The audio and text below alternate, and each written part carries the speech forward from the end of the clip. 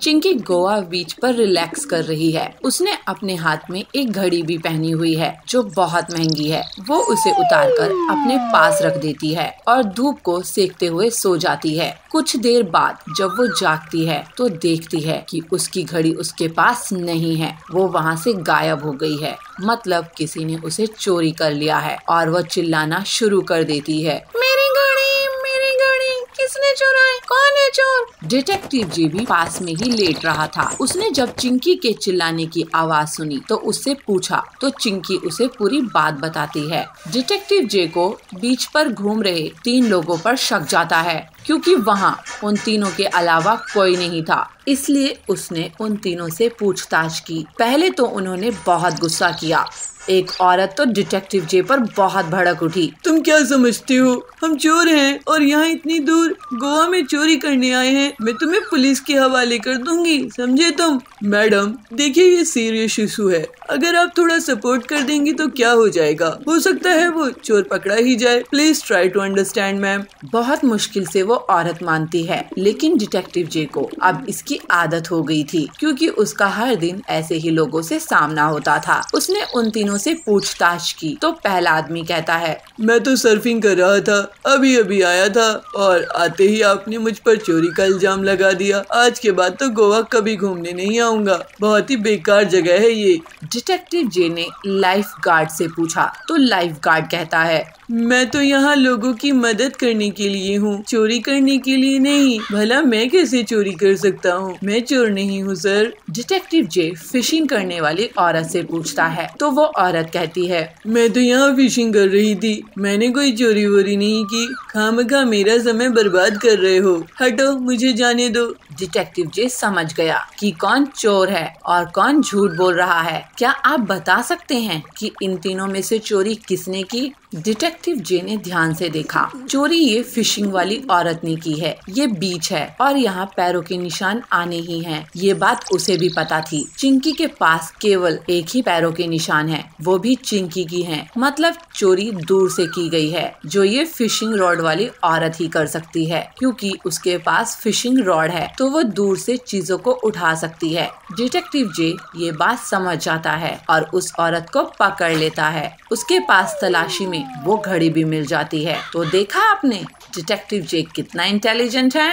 पूरे गांव के जंगल में पीलू बबली मैडम के घर में कुकिंग का काम करती थी। पीलू अपनी रसोई में भगवान जगन्नाथ जी की तस्वीर लगा कर रखी थी और हर रोज उन्हें भोग लगाती थी और उसके बाद खाना परोसती थी। बबली मैडम उसकी इस आदत से बहुत खुश थी, लेकिन वो अपने बेटे टिल्लू की आदत से बहुत दुखी रहती थी। देखो ना पीलू, तुमसे मैं इतने स्वादिष्ट व्यंजन बनवाती हूँ, लेकिन ये टिल्लू है कि कुछ भी नहीं खाता है। मैडम जी, आजकल के बच्चे सिर्फ फास्ट फूड खाना पसंद करते हैं, बर्गर, पिज्जा, नूडल्स। लेकिन ये सब खा खा कर देखो वो कैसा मोटा होता जा रहा है और एक नंबर का आलसी भी। इस उम्र में तो ये लोग फुर्तीले होने चाहिए। आप सब जगन्नाथ जी पर छोड़ दीजिए, उनकी भोग सबको पसंद आता है। टिल्लू मास्टर को भी एक ना एक दिन वो अपना भोग पसंद करवा देंगे।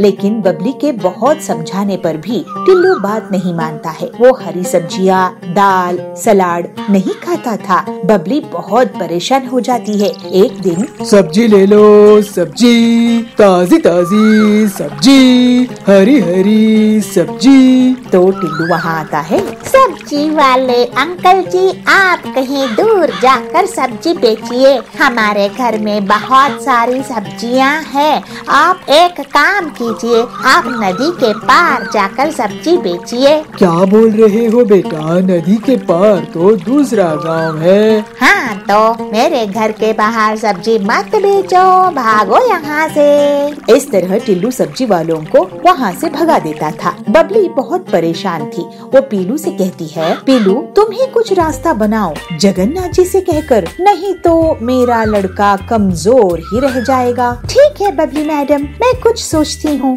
आपका कहना सही है।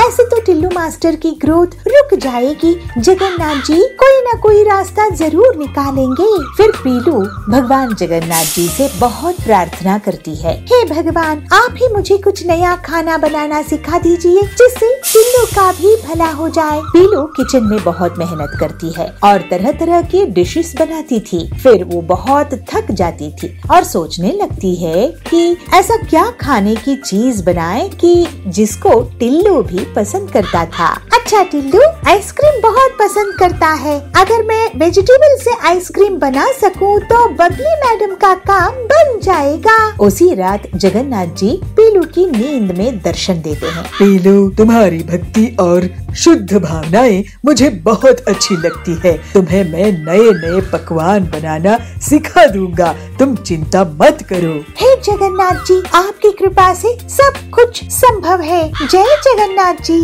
फिर अगले दिन पीलू वेजिटेबल के जूस से और उसके पल्प से एकदम नए तरीके की आइसक्रीम बना देती है और बबली मैडम को एक बार टेस्ट कराकर देखती है। बबली को आइसक्रीम बहुत पसंद आती है। वाह पीलू, ये तो बहुत टेस्टी है, लेकिन इसको टिल्लू को क्यों देना है? वो तो और बिगड़ जाएगा। जगन्नाथ जी की कृपा से मैं ये आइसक्रीम वेजिटेबल से बनाई हूँ मैडम। ये सुनकर बबली बहुत खुश हो जाती है और वो दोनों बिना टिल्लू को बताए उसे पहले वेजिटेबल आइसक्रीम खिलाते हैं और फिर ऐसे ही पीलू अलग अलग इडली, रोल्स और वेजिटेबल से बनी चीज खिलाते जाती है। मम्मी, मुझे अब नूडल्स और फास्ट फूड बिल्कुल भी पसंद नहीं आते।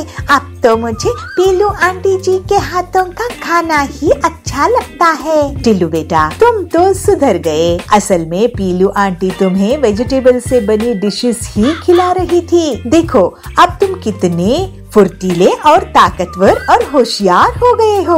अरे वाह, थैंक यू पिल्लू आंटी।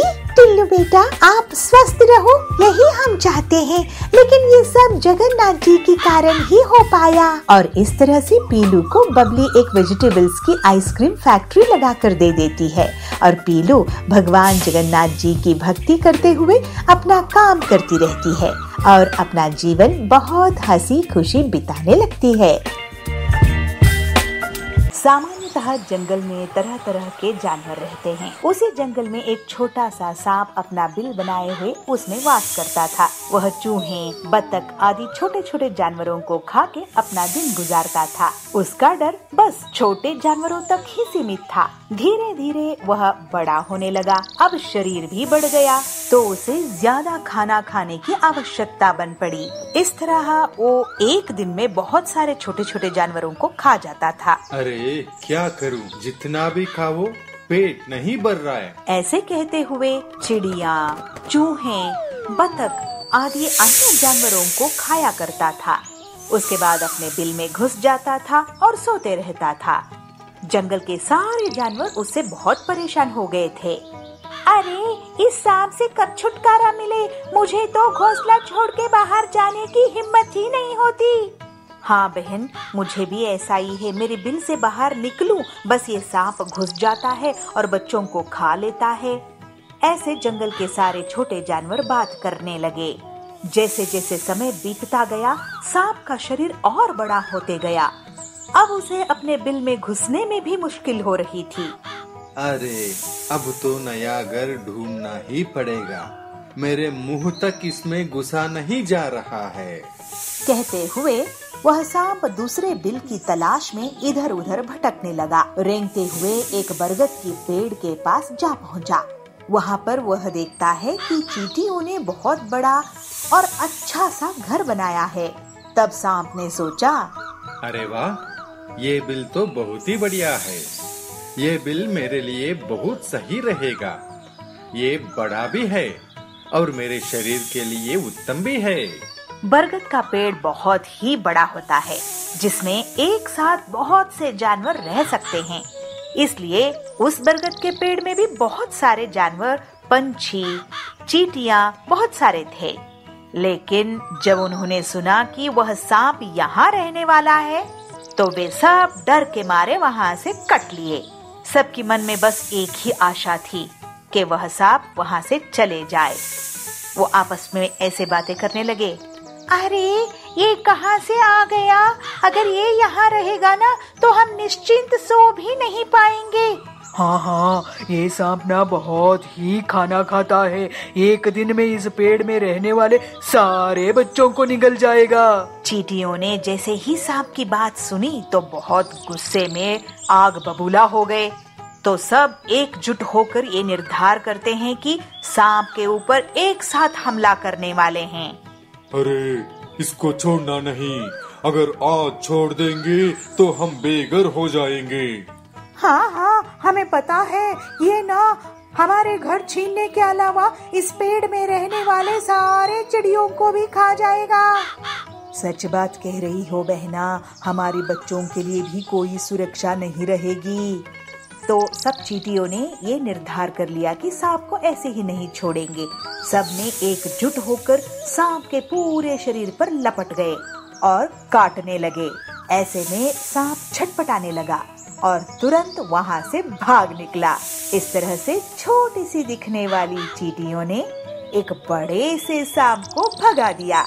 उसके बाद पेड़ पे बसे हुए सारी चिड़िया, कबूतर, कोयल सारी चींटियों के पास आके धन्यवाद कहा। अरे, आपने बहुत साहस की काम किया। धन्यवाद हम सबकी जान बचाने के लिए। अरे, तुम्हारी हिम्मत की तो दाद देनी पड़ेगी, इतने बड़े सांप को भगा दिया। धन्यवाद धन्यवाद, बहुत बहुत धन्यवाद। इसीलिए कहते हैं ना, जो जैसा दिखता है वैसा होता नहीं।